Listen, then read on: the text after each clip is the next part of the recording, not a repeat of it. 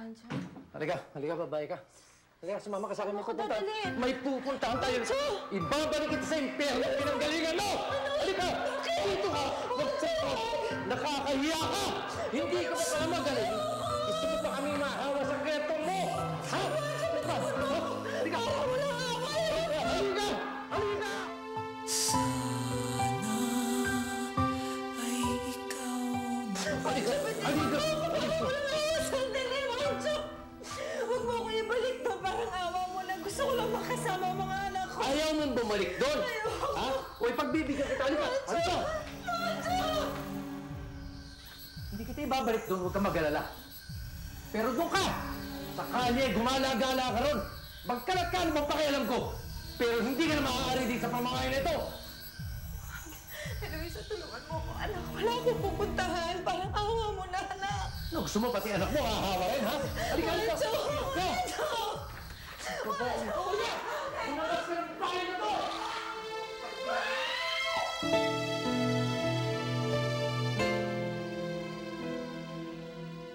Gumawa ka ng paraan para makipag-communicate kay Raul. Humingi ka ng tawad sa kanya. Bulahin mo na lang. Pero Olga, kailangan maniwala sila wala ka sa bansang ito. Para tigilan na rin tayo ni Vladimir. Pero ate, anong gagawin ko? Hindi ko naman siya pwede tawagan. Paano kung may caller ID yung phone niya? Eh di lagot ako. Hindi ko naman rin pwede siya sulatan dahil ang problema naman yung stamp. So paano? Anong gagawin natin?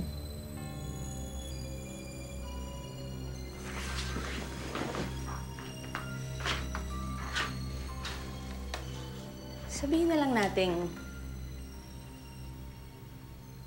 may naisip na ako.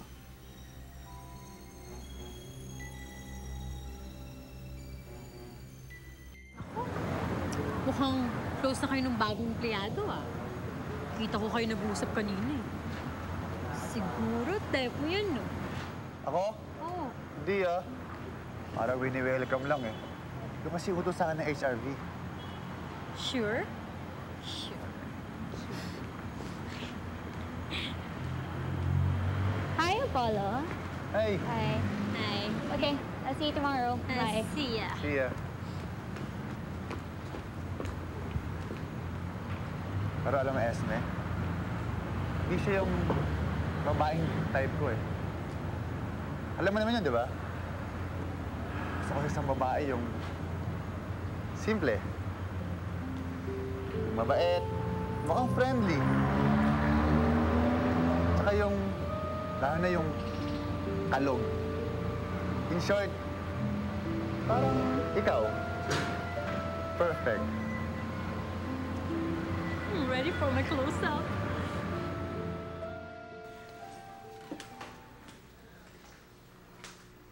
Ginabi ka yata masyado.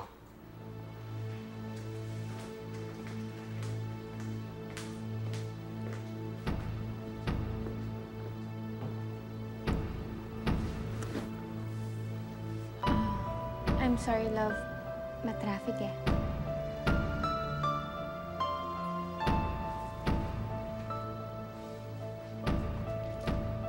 Galing dito ang tsawanso mo kanina. Sayang hindi kayo nagpang-abot. Talaga? Mabuti pa ang Chong. Kahit hindi ko siya kadugo, hindi niya ako pinapabayaan. Hindi tulad ni Inay.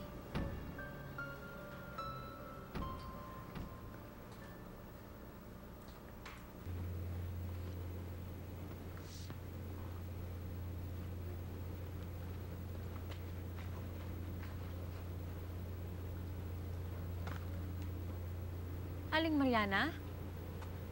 Aling Mariana, oh, ano ang ginagawa niya dito? Ay, naku, pasensya na ho kayo. Wala kasi ang inay, eh. Nasa probinsya. Anong nangyari sa inyo? Ba't kayo umiiyak? Pinalayas ako ni Wancho sa bahay. Ayaw na sa akin ang pamilya ko, Esme. Hindi ko alam kung anong gagawin ko. Esme, ayaw na sa akin ang mga anak ko.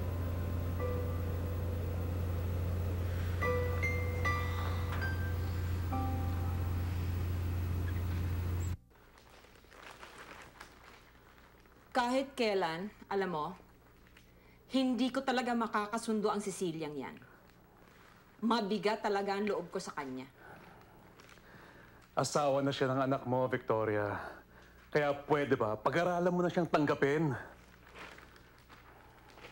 Kahit kailan hindi pwedeng mangyari yon.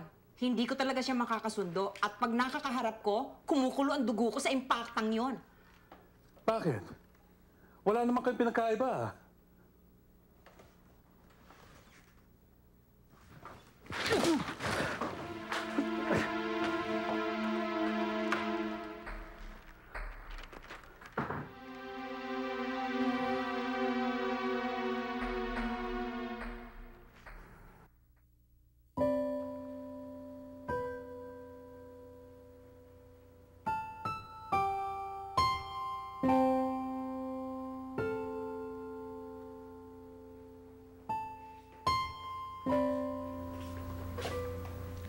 Kawawa naman si Aling Mariana, no? Anong plano mo? Eh di, dito muna siya. Kukupin ko. Alam na ba ni Cecilia yan? Di pa nga eh. Eh, hindi ba dapat sinasabi mo muna sa kanya?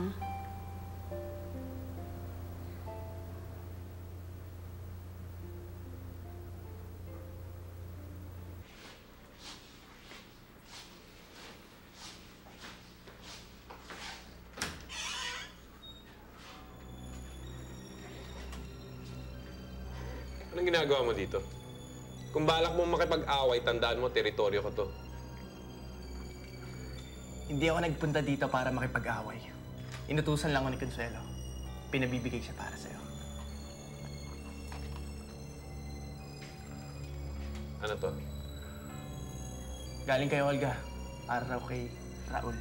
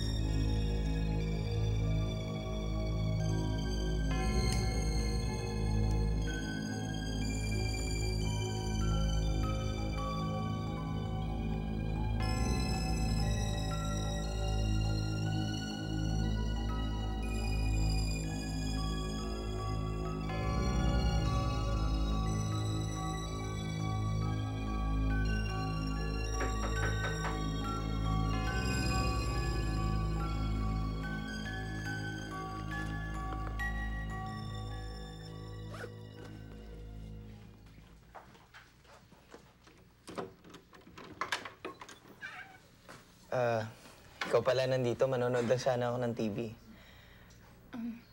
Sige, manood ka na.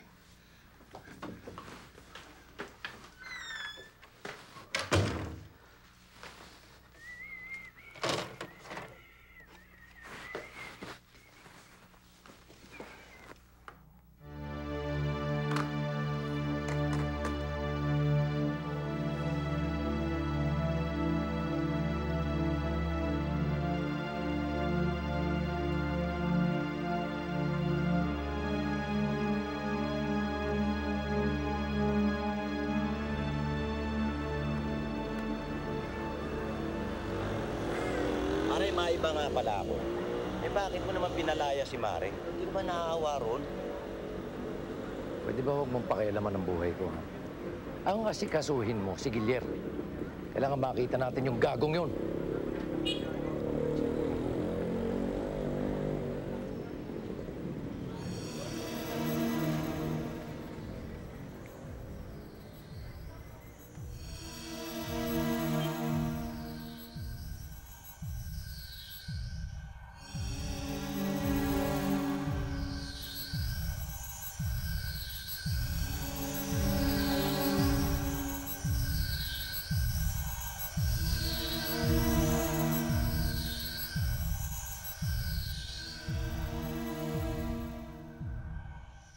Naninigarilyo pala si Cecilia.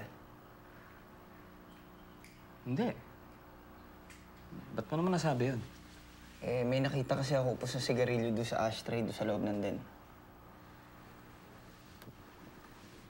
Hindi kay Cecilia yun. Baka naman kay Mama. Tingin ko kay Cecilia yun eh. Kasi siya lang yung huling tao na abutan ko doon sa den.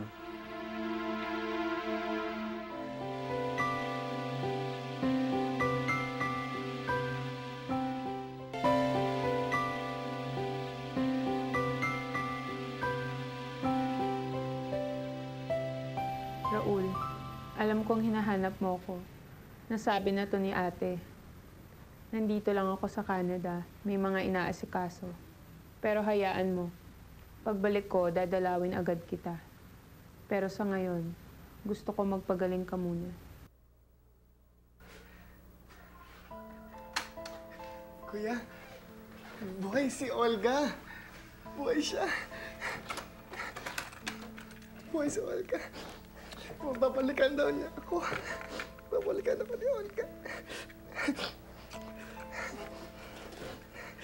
Nakinig niyo, kuya. Babalikan daw niya ako.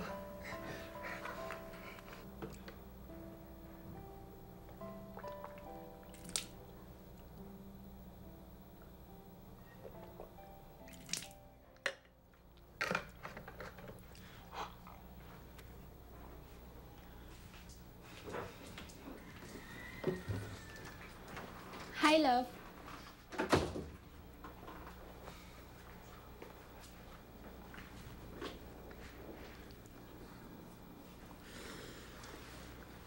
Naninigarilyo ka daw.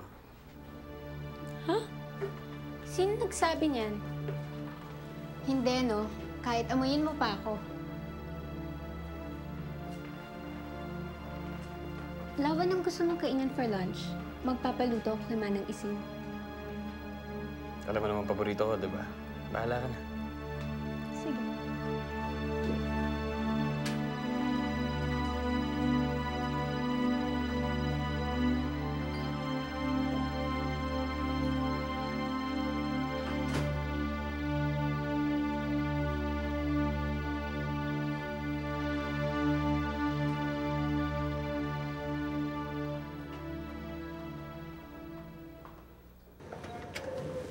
Yan. Talagang sorpresa mo. Eto, sandali lang, baby. Asa na? Dali, baka kamada pa. Ayan. Okay, ito ang aking surprise sa'yo. Tadan! Bagong bahay natin? Oo, katulad ng pinramis kasi. Pero hindi naman ito ang pinaka-importante. Ang importante yon, tingnan mo. Sige na, tingnan mo.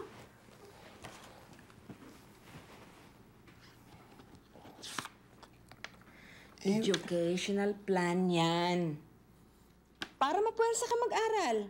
Kasi, ang tamad-tamad mo eh. Kung hindi pa nga kita pinilit, hindi ka pa babalik ng high school. Eh, ba't kumuha pa nito? Hindi ko naman kailangan to eh. Ano bang hindi? Eh, paano? Kung hindi na tayong dalawa, kung di tayo magtagal, malay ko ba, kung palitan mo ako kaagad, mabuti na yung meron kang fighting chance. Ang gusto ko kasi, kaya tayong dalawa o hindi na, yung meron kang magandang kinabukasan.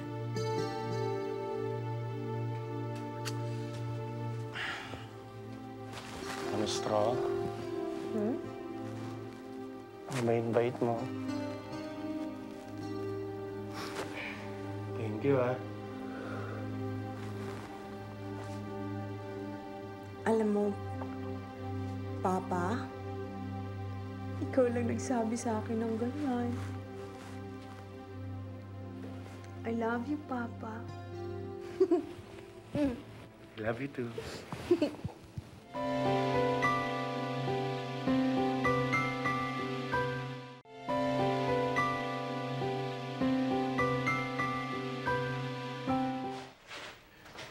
Hindi ako naniniwala na sa Canada si Olga. Puros kasinungalingan ang mga sinasabi niya. Ano ka ba naman, Vladimir? The mere fact na nagpadala siya ng voice tape kay Raul, ibig sabihin ng concern pa siya sa kapatid mo. Kung concerned talaga siya kay Raul, bakit hindi na lang niya balikan? Hindi ko alam ang sagot dyan. Pero, hindi ka ba natutuwa na masaya na ulit si Raul? Hindi ba? Yun naman ang importante.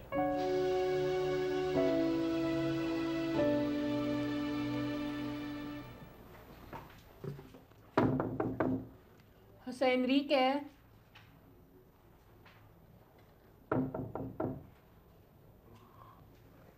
Olga? Olga? O bakit ganyan ang tingin mo sa akin? Akala ko kasi si Olga.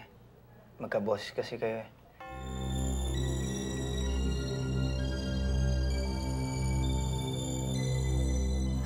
Ano ba yung pinagsasabi mo, Jose Enrique? Kaya ako nagpunta dito dahil gusto kong itanong sa'yo kung bakit mo sinabi kay Carlos Miguel na naninigarilyo ako. Hindi ba? Bakit, Jose Enrique? Nakita mo ba ako aktual na naninigarilyo? Kaya nga, alam mo naman dito sa bahay niyo, madalas maraming bisita. Malay mo, isa sa mga bisita niyo ang naninigarilyo sa banyo. Pasensya ka na.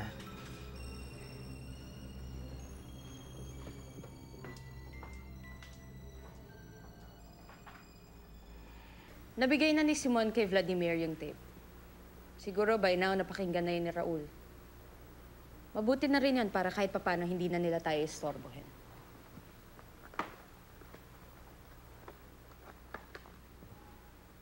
Olga, ano ka ba?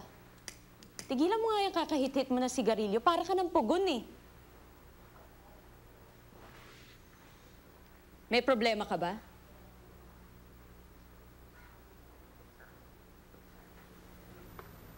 Ate, nakakalata na sila sa akin. Kanina lang sinabi ni Jose Enrique. Nakaboses ko daw si Olga.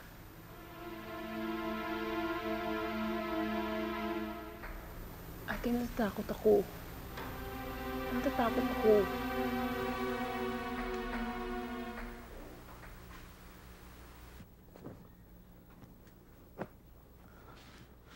Oh, Manang Ising. Oh, bakit ka bumalik? May nakalimutan ka? Oy, nakalimutan ko yung susi ng drawer sa opisina. Ah, ganon? Si Cecilia, ho. Aba, ewan ko, umalis. Hindi ko nga alam kung saan nagpunta eh. Siya, dito ka na. Marami pa akong gagawin, ha? Sige.